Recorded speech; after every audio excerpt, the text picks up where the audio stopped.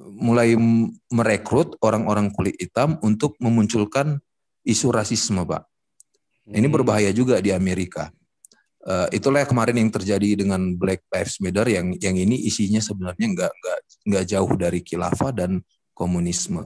Nah, sekian mungkin itu saja dari saya, Pak.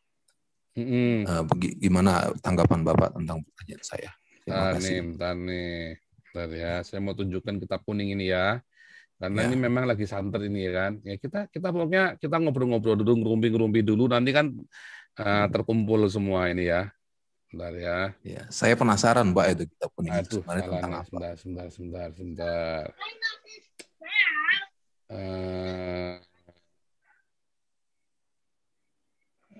Sebentar.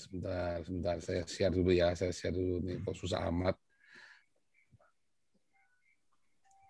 Sejak dia jadi Kapolda Banten udah pakai kitab kuning sebenarnya Pak Bos. Sudah. Cuman ini maksudnya kita bacain supaya kan teman-teman yang di ini kan juga banyak yang baru dengar kitab kuning. Belum. Yang dari ini kan belum banyak yang dengar kitab kuning. Kita bacakan co-host dulu. Saya lupa jadi co-host malah. Ya, saya share screen ya. Ya, Pak. Ini menarik supaya teman-teman jangan buta yang begini-begini pun kita jangan buta. Lihat ini. Mengenal kitab kuning ya. Mengenal kitab kuning yang disebut Konjen Listio Sigit ini sejarah dan pengertiannya. Ya, ini kan di awal waktu menjabat itu dulu kan. Nah, PBNU dan MUI mengapresiasi gagasan calon Kapolri Listio Sigit agar Polri beragama Islam wajib mengaji kitab kuning. Karena kitab kuning ini kan, nanti kita baca dah. Keinginan segitu disampaikan saat mengikuti uji kelayakan dan kepatutan fit proper test sebagai calon Kapolri di Komisi 3 DPR Rabu. Sigit mengaku saat menjadi Kapolda Banten pernah mewajibkan anggotanya untuk mengaji kitab kuning sebagaimana lazim diajarkan di pesantren-pesantren. Bagi kiai dan kalangan santri di pondok pesantren, salaf tidak asing dengan kitab kuning. Kitab tersebut sudah diajarkan sejak zaman dahulu oleh pendiri-pendiri Islam di Indonesia. Dikutip dari PC Hitam ORG, kitab kuning adalah sebuah istilah yang disematkan kepada kitab-kitab berbahasa Arab yang biasa digunakan oleh beberapa pesantren madrasah diniyah sebagai bahan pelajaran. Dinamakan kitab kuning karena kertasnya berwarna kuning. Sebenarnya warna kuning itu hanya suatu kebetulan saja lantaran zaman dahulu barangkali belum ada jenis kertas seperti zaman sekarang yang putih warnanya. Kertas buram itu sebenarnya ya. Kitab kuning merupakan istilah menyebutkan kitab klasik terutama dulu yang biasa kita kenal dengan ulama salaf. Kitab kuning merupakan elemen utama atau dasar pengajaran di pondok pesantren, terutama kalau di Indonesia pesantren Nahdlatul Ulama. Sebentar. Ya Pak Stephen, Pak Paul, itu anggota polisi yang non-muslim juga harus belajar buku ini ya? No, itu yang Islam. Jadi gini, karena kan mereka lagi mau membedakan orang-orang Islam yang radikal dengan orang-orang Islam Nusantara. Makanya diwajibkan membaca kitab kuning, gitu loh. Lihat ya, ganggu banget ini. Istilah kitab kuning sebenarnya hanya untuk memudahkan orang dalam menyebutnya. Sebutan kitab kuning adalah ciri khas Indonesia. Ada yang menyebut kitab gundul, karena tulisannya Arab gundul ya. Kata per kata dalam Alkitab yang tidak berbaris, bahkan tidak ada tanda baca. Karena nggak ada tanda bacanya. Seperti kalau bahasa Ibrani nggak ada tanda bacanya itu kan. Dan maknanya sama sekali tidak seperti lagi kitab-kitab sekarang yang sudah diberi makna dan baris catatan pinggirnya. Istilah kitab kuno juga sebutan lain untuk kitab kuning. Sebutan ini karena rentangan waktu yang begitu jauh sejak kemunculan dibanding sekarang, saking kunonya model kitab dan gaya penulisannya kini jarang lagi digunakan kecuali di pesantren yang masih kenal dengan nilai-nilai kesalafan. Secara umum yang dimaksud kitab kuning dipahami oleh beberapa kalangan sebagai kitab referensi keagamaan yang merupakan produk pemikiran para ulama pada masa lampau atau al-salaf yang ditulis dengan format khas pramodern sebelum abad ke-17 Masehi. Memahami bahasa Arab dengan benar adalah sumber utama yang wajib dikuasai, mengingat dua sumber utama dalam Islam, yaitu Al-Quran dan Hadis yang menggunakan bahasa Arab tingkat tinggi. Ilmu yang mesti dikuasai dalam bidang ini, gramatika Arab, nahwu sorof, ya, sastra Arab, balaghah, badi, mani, bayan, logika, bahasa matik, sejarah, bahasa mufrodat, dan seterusnya. Bentar ya. Ini saya tunjukkan ini kelemahannya, salah satu ininya ya, pendapatnya saya pribadi. Bentar. Syarat kedua yaitu hafal Al-Quran dan 100.000 hadis. Hal ini sangat diperlukan karena dengan sepenuhnya syarat tersebut akan tergambar semua ayat disebut jika membutuhkan suatu perkara sehingga tidak bertabrakan dengan nas-nas lain. Mengapa harus belajar kitab kuning? Bukannya Al-Quran dan hadis cukup? Sebenarnya dimaksud dengan menggunakan kitab kuning ialah salah satu mazhab dalam arti taklid kepada ulama, karena kitab kuning adalah karya tulis dari para ulama. Fenomena penolakan dari kelompok terhadap konsep taklid untuk kaum awam menimbulkan polemik bagi umat Islam, terutama bagi orang seperti kita yang tiada memiliki kemampuan untuk memahami agama langsung dari sumbernya, yakni Al-Quran dan Al-Sunnah hadis. Keengganan untuk bermazhab ini ternyata telah membangkitkan semangat sebagian umat Islam untuk istinbat menggali hukum langsung dari sumbernya, yaitu Al-Quran dan As-Sunnah, tanpa disertai keilmuan yang memadai. Wallahu alam. Bikin pusing, Wak. Iya, jadi memang kitab kuning ini adalah kitab yang sudah disesuaikan dengan budaya Nusantara ya, yang dipakai di ulama-ulama di Indonesia, dan mereka orang-orang yang baru belajar ini, dia maunya kan langsung jadi radikal gara-gara itu. Dan mereka, makanya kemarin saya bilang kan, nah ini masalahnya nih, ini masalahnya. Orang, kemarin kan saya bilang, orang Kristen, kalau tidak patuh sama kitab sucinya, maka dia akan jadi biadab. Tapi orang Islam yang melakukan Al-Qur'annya 100%, maka jadi biadab. Beda dengan kitab kuning tadi. Kitab kuning itu kan hasil kumpulan tafsir dari hadis-hadis dan dari Quran, disarikan kembali, ditulis ulang oleh para ulama-ulama ini ya, menjadi satu kitab bacaan yang dipakai untuk pengetahuan dasarnya para santri kan, supaya mereka belajar dari awal lagi. Makanya kalau kita lihat si MKC itu kan, karena dia dari santri, dari pesantren, taunya kitab kuning terus dia ceritanya, begitu dia lompat ke tempat lain kayak Pak Saifuddin, dia nggak bisa. Tapi Pak Saifuddin dia bisa belajar, dia tahu semuanya. Nah, dulu yang ngajar, yang saya baptis, yang ngajar Islamologi itu Yohanes Hadi, itu jago kitab kuning tuh dia tuh. Dia jago banget kitab kuning. Karena dia itu anak pesantren. Seumur hidupnya di pesantren. Baru dia kuliah pergi ke ini di universitas negeri dia. Tapi sebelumnya dia anak pesantren, makanya dia tahu kitab kuning. Waktu ngajarin kan enak sekali kan, waktu dia ngajar itu kan enak sekali. Nah, hanya bedanya beliau belum mau tampil. Itu udah selesai, ya ini lagi sekolah doktoral dia sekarang ini. Dia dibaptis terus masuk ke alma maternya saya, dia sekolah teologi di sana, selesai MTH, ini lagi lanjut ya, ambil doktoral teologi juga. Nah, dia cerita sama saya tentang kitab kuning itu. Jadi kitab kuning itu adalah bentuk untuk mendaratkan Al-Quran agar bisa sebagai ajaran damai yang netral di kitab kuning itu. Nah, orang-orang yang belajar kitab kuning nanti biasanya dia agamanya akan lebih moderat, karena di situ diajarin supaya bisa berinteraksi dengan, kan zaman itu Islam belum dominan kan, masih bercampur-campur. Nah, tapi masalahnya kenapa Kapolri mau? Ya supaya gampang semua anak buahnya pokoknya harus dipastikan baca kitab kuning. Berarti Islam bener nih. Begitu dia nggak baca kitab kuning, Islamnya nggak bener. Udah gitu aja kan maksudnya, begitu loh. Itu hanya ya positif, kita positifnya begitu. Tapi kan kalau kita balik lagi, ya yang bakar-bakar gereja siapa sih? Orang NU juga sebetulnya. Beneran loh ya, saya nggak bercanda loh. Yang bakar-bakar gereja, yang nutup gereja itu orang NU juga. Ya contoh tuh ya, yang nutup gereja di AKBP Jombang, siapa coba? Orang NU juga. Bener nggak? Itu kan basisnya NU di sana kan. Bansernya kemana? Nggak ada. Yang nutup GKI Yasmin, siapa? Apakah FPI? Kita nggak tahu. Bansernya nggak ada aja pokoknya di sana. Nah, itu yang saya gugat, tahu nggak, dari yang katanya moderat ini. Munafik, kalian cuman itu doang. Makanya sebetulnya dengan kejadian kasus saya kemarin itu memang menunjukkan betapa jurang antara orang munafik dengan orang yang benar itu kelihatan sekali. Oh, ternyata Denny Sirdeker cuma booster doang. Kelihatan, cuma booster mereka, booster bayaran. Kan langsung kelihatan benar kan? Oh, ternyata booster bayaran. Begitu kasih kasus saya bingung dia harus bagaimana, serba salah.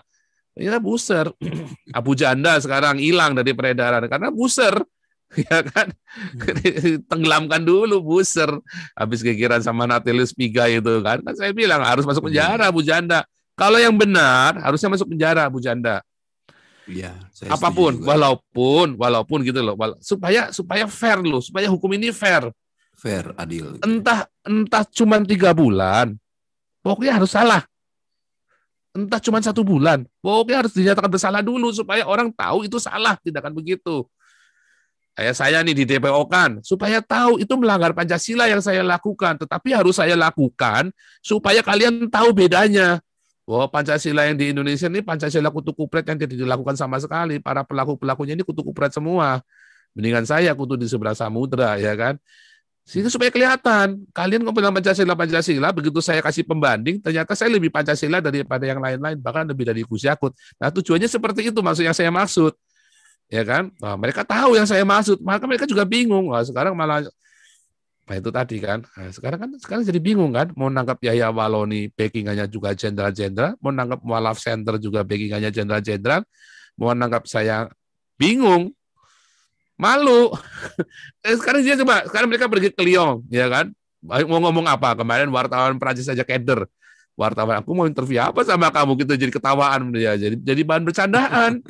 Malu loh, sebenarnya loh Indonesia gila. Ya, pasti malu. Gara-gara ngomong sama orang ngaku-ngaku nabi mau ditangkap sama sampai ngerusuin Interpol. Malu loh mereka, lo ketawa mereka. Di sini di Amerika, di Eropa berapa banyak orang ngaku-ngaku nabi? Banyak banget di sini lah menangkap saya di nabi. Nah, kan bingung mereka kan. Nah, mereka bingung. Nah, si wartawannya pun bingung. Ini nggak tahu nih, dia ketawa nih. Sekarang dia nanya saya, bingung saya nulis gimana ini? Saya bingung, saya dibilang negaramu bisa diketawain loh kalau saya nulis ini. Ya biarin aja. Memang Indonesia ini hanya lelucon saja, ya kan, kurang lelucon, butuh lelucon Indonesia ini. Perlu ada semar ya. Itulah sebabnya Gus Dur itu saya selalu lihat ya, kalau ngelihat Gus Dur itu kayak semar ya. Amatin deh. Lihat Gus Dur itu kayak semar. Kalau ngelihat Jokowi itu kayak Petruk. Amatin deh. Ya kan, orang rakyat jelata yang diberi kekuasaan dan dia nggak bisa apa-apa. Cuman karena dia titisan dewa, dalam tanda kutip kan, Petruk ini kan titisan dewa kan sebetulnya kan, kalau dalam cerita pewayangan itu. Maka dia diberi karisma, walaupun diboikot terus. Petruk kan nggak dihargai sama penggawa-penggawanya dulu. Wah, dilecehin bener, ya kan, babak belur Petruk itu. Tapi karena beliau titisan dewa, si Petruk ini kan ceritanya titisan dewa, makanya diberi. Makanya sekarang kita rakyat jelatanya yang kudu teriak, rakyat jelatanya yang kudu fight. Nah, ini ada saya yang sudah siap jadi martir. Nah, Anda kalau teriak, teman-teman kalau tidak teriak, wah rugi kalian. Ini momentumnya 3 tahun ini, serius. Ini momentumnya. Mumpung udah jadi bulian internasional sekarang. Ya, sekalian digoyang sekalian supaya khilafah ini benar-benar bersih, hilang semuanya. Ya. Hilang semua nanti itu bersih. Wah, ini kan makanya saya waktu begitu Pak Nunung itu cerita kemarin itu ASNS itu, ini nunggu Pak Jenderal saya bilang begitu kan, ini harus Pak Jenderal ini yang ngomong bukan saya. Nah, karena Pak Jenderal lebih tahu kondisi di dalam sana. Kalau saya ngomong ntar ngarang lagi ya kan, walaupun saya juga ngerti tapi kan nggak bisa ngomong, harus ada yang berkompeten yang ngomong gitu Pak Steven. Ya, betul, lanjut dulu ya, lanjut Pak Hendro, silakan ya, Pak Hendro.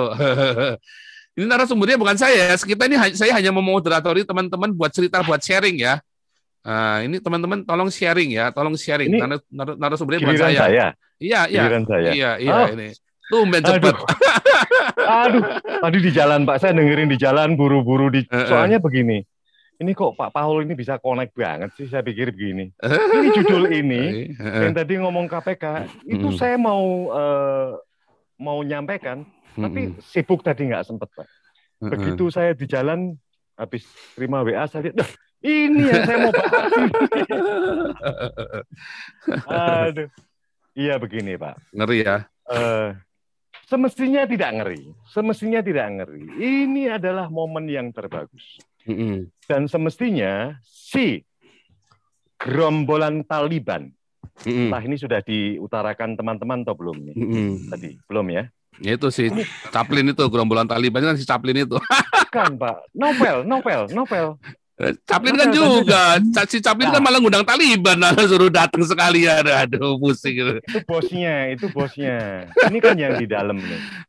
Yang di dalam ini Pak, ya, ini gerombolan Pak, ada gerombolan Taliban yang berkuasa di dalam wadah karyawan. Wadah karyawan ini menguasai KPK. Dan ini adalah suatu kerajaan di dalam kerajaan. Kalau istilahnya dibilang negara, di dalam negara itu adanya di wadah karyawan itu, kepegawaian. Itu begitu kuatnya, Pak. Itu tidak bisa digoyang. Selalu kalau digoyang, dia selalu flying victim, Pak. Dan nanti, kalau memang ini benar, dia tidak masuk atau tidak lulus tes, pasti nanti ada demo. Di depan itu gedung ada demo. Tapi, semua orang akhirnya sudah tahu, karena ini sudah berulang kali. Dan sayangnya, si Novel Baswedan dan teman-temannya ini ada 70 orang, dia tidak mau melihat channelnya Pak Paul. Loh, betul. Ini serius, Pak. Ini saya tadi mau bercanda, tapi memang ini serius. Seriusnya begini. Kalau dia lihat channel ini setiap hari Senin, Pak, dia pasti lulus tes. Pasti dia lulus tes. Karena tes ini tes wawasan kebangsaan dan Pancasila. Oh, saya bilang kasihan ya. Kenapa dia tidak ikut kuliah Lemhanas yang dibawakan oleh Pak Tobing? Sama aja Pak Tobing dosennya. Ya kan, apa bedanya Pak Tobing dengan di sini? Kan sama ini. Jadi kalau dia ikut di sini, di channel ini setiap hari Senin, dia lulus, Pak. Ya, tapi memang kehendak Tuhan kita tidak tahu. Itu adalah semua kehendak Tuhan. Akibatnya, kalau dia tidak lulus, berarti dia tidak lulus tes kebangsaan. Kalau mungkin saya yang dites, saya lulus, Pak, karena sudah setiap minggu saya mendapat wawasan kebangsaan bagaimana. Dan yang di sini, itu mungkin lulus semua. Gitu loh.